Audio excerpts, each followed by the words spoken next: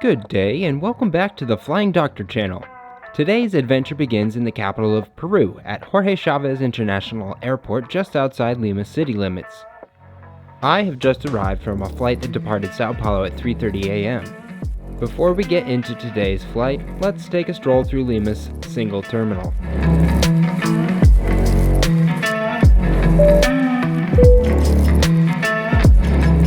Because the lounges here have lines out the door, we won't be able to visit, but do know there are 3 available lounges at this airport.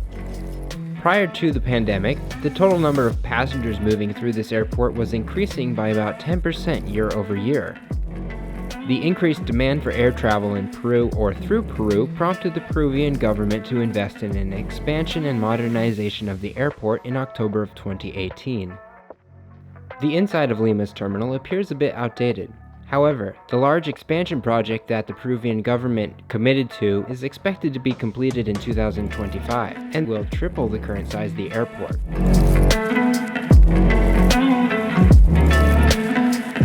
Current progress is evident based on the newly opened second runway, a new control tower inaugurated at the beginning of April 2023, and the landscape looking out past the runways being littered with cranes and skeleton buildings. This morning's flight is operated by Delta on one of their A350s.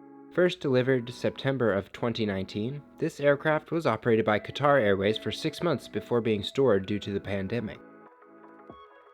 1 year after delivery, the plane was returned to the leaser and leased to LATAM in October 2020, where it never entered service.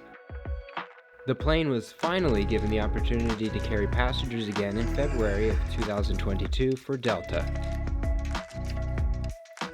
When I arrived in Lima, I opened the Delta app to see if I received any complimentary upgrades, and lucky me, I was upgraded to Comfort Plus.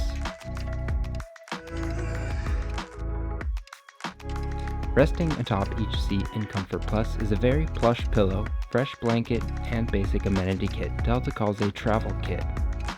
Inside the travel kit is a toothbrush with toothpaste, earplugs, and an eye mask. This A350 is divided into 3 classes. 30 lie-flat seats make up the business class cabin in a 2-2-2 configuration.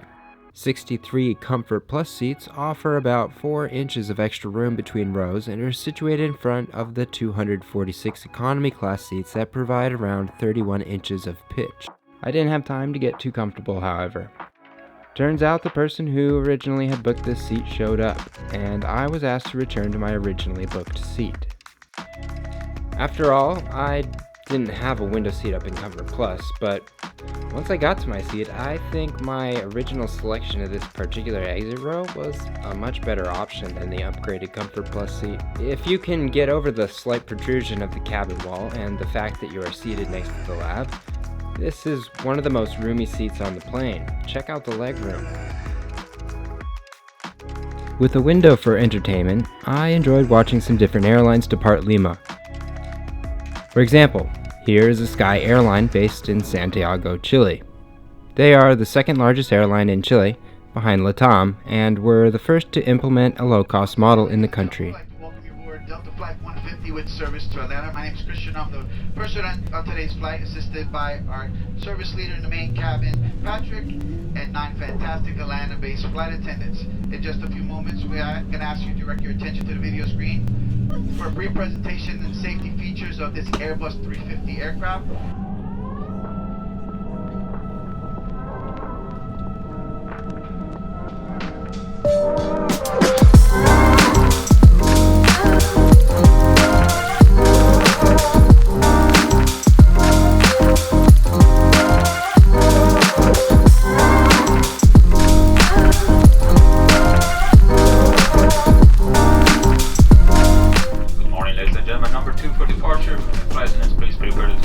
Takeoff, thank you.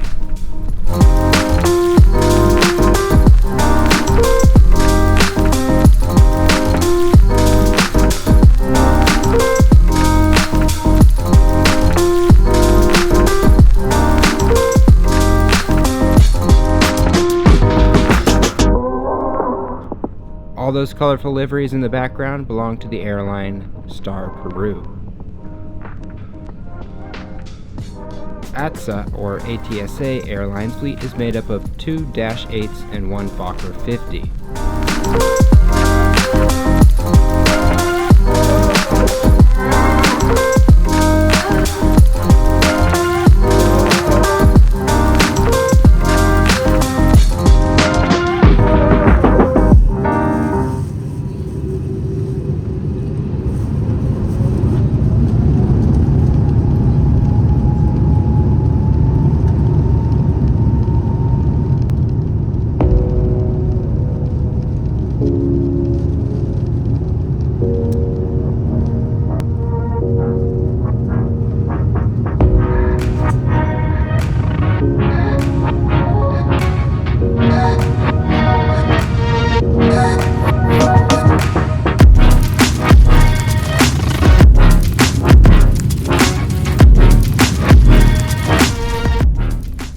After making the U-turn north, today's flight took us along the west coast of South America. We crossed over Panama, Cuba, and Florida before making our descent into Hartsfield-Jackson.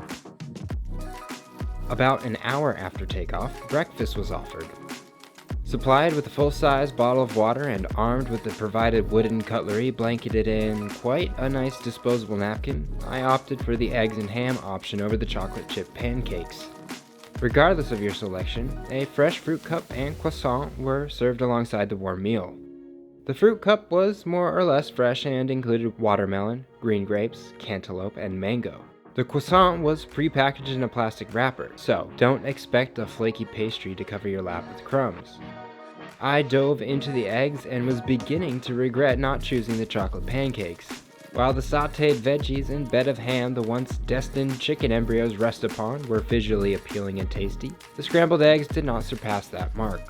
Drama aside, the gray color may alert you to spoiled food and subsequent gastric eruptions. However, it is not an indication that the eggs are unsafe to eat. I anticipated on trying to sleep during this flight, simply because I didn't think it would be all that eventful or interesting to document. Many passengers shared this sentiment. As I looked around the cabin, I noticed the majority of passengers were passed out or glued to the IFE screen. For me, the best entertainment was outside, and my sore neck reminded me of this for days after the flight. Unfortunately, Delta had not rolled out free Wi-Fi across all of its fleet at the time of this flight, so I was left to use the geography I was taught in grade school and my internal clock to figure out where we were flying over. Then my brain turned on, and I remembered Delta has a pretty good in-flight map on their IFE system. I popped out the screen and chuckled at the tape holding the arm of the system together. Delta knows a thing or two about maintaining aircraft, and I expect this minor band-aid will be addressed in the near future. Based on the flight map, my internal GPS proved to be fairly accurate. Delta has a robust entertainment catalog offering many newly released and popular movies and TV series. If you prefer to close your eyes and listen to music or even meditate, there's a handful of options in those genres as well. After swiping through the system and having picked up my dropped phone from the floor, I figured I'd check out the lab while washing my hands. The Airbus 350 has several modern touches, although there's nothing that jumps out to me as exceptionally well or poor. That looks like dried soap, but I'm not going to investigate any further. After passing the Caribbean blue waters surrounding Cuba, we were back above the contiguous United States over Florida. To my surprise, Delta was offering a lunch service on this flight as well. For a flight that lasted just over 6 hours, this was definitely an unexpected treat. Similar to breakfast, 2 options were available that included a meat or veggie sandwich. Unfortunately, the flight deck anticipated turbulence and instructed FAs to end lunch service early. As we descended below 10,000 feet, I reflected on today's flight with Delta. Our journey began in the bustling Jorge Chavez International Airport in Lima, Peru. Although we didn't get to review the lounges due to long lines, we did take a quick walk through of the terminal and learned about the ongoing expansion project set to complete in 2025. Delta 150 inbound 28. Delta 150 heavy load tower, be advised, switching traffic in front of you reported a balloon at 2,000 feet right side. Use caution, 119 north 11, runway 28 clear land. Clear land 28, copy Delta 150. This was my first international segment with Delta, and I was excited to try out their Comfort Plus upgrade on their A350. However, I was asked to return to my original seat before settling in. In hindsight, I realized that my initially booked seat was likely more comfortable. As a pro tip, if you're considering Comfort Plus seats solely for the provided travel kit, know that flight attendants will offer earplugs, eye masks, and earbuds to economy passengers too. The flight itself had its ups and downs, with a colorful, quite literally, breakfast experience, an extensive in-flight entertainment catalog, and an unexpected lunch service. Delta 150 Heavy, taxi Pink Sierra Charlie. Pink Sierra Charlie, Delta 150 Heavy. Unfortunately, turbulence cut short our lunch enjoyment, but I still appreciated the overall travel experience on one of Delta's newer It is aircraft. Delta Airlines' pleasure to welcome you to Atlanta's Hartsfield-Jackson International Airport. The flight attendants were personable and attentive throughout the journey, and the flight deck kept us informed of scheduled updates. The cabin was kept at a modest 20 degrees for a majority of the flight, although it did get a bit chilly towards the end there.